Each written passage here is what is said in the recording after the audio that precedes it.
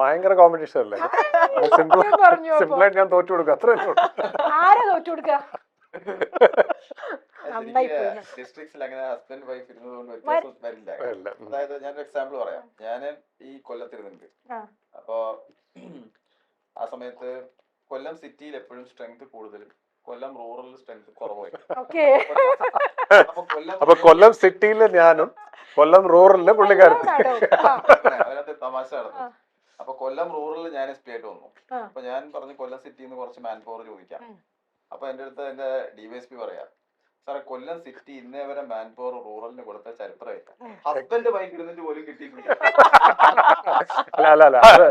അല്ല, അത് ഞാൻ ശക്തമായി പ്രതിഷേധിക്കുന്നു.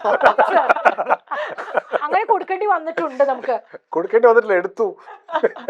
ഇപ്പോഴും വിവരം അറിയും. പത്തനംതിട്ട ജില്ല ശബരിമല ഉണ്ട്. അപ്പൊ എനിക്ക് സപ്പോസ് ഇപ്പൊ ഈ അടുത്തൊരു വലിയ ഫംഗ്ഷൻ ഒക്കെ ഉണ്ടായിരുന്നു, എക്സ്ട്രാ മാൻ പവർ ആണെങ്കിൽ ഞാൻ ആലപ്പുഴ കോട്ടയത്ത് നിന്നൊക്കെ എടുക്കും. സതീഷിന്റെ റേഞ്ചാണ്. അല്ല, അത് അതിനെക്കാട്ടിയും ഉപരിയായിട്ട് ഇപ്പൊ ഹരി പറഞ്ഞൊരു ഇമ്പോർട്ടന്റ് കാര്യമുണ്ട്. പോലീസ് ഒരു സ്ട്രക്ചേർഡ് ഫ്രെയിം വർക്കാണ്, ഒരു സിസ്റ്റമാണ്. ഞങ്ങളുടെ വർക്ക് നിരീക്ഷിക്കാൻ ഒരു സ്പെസിഫിക് ഹൈറാർക്കി ഉണ്ട്, അതിലും സ്പെസിഫിക് പോയിന്റേഴ്സ് ഉണ്ട്. അപ്പോൾ വളരെ എന്താ പറയുക, ഒരു സിസ്റ്റമാറ്റിക് ആയിട്ടും ഓർഗനൈസ്ഡ് ആയിട്ടുള്ള ഒരു ഫോഴ്സാണ്.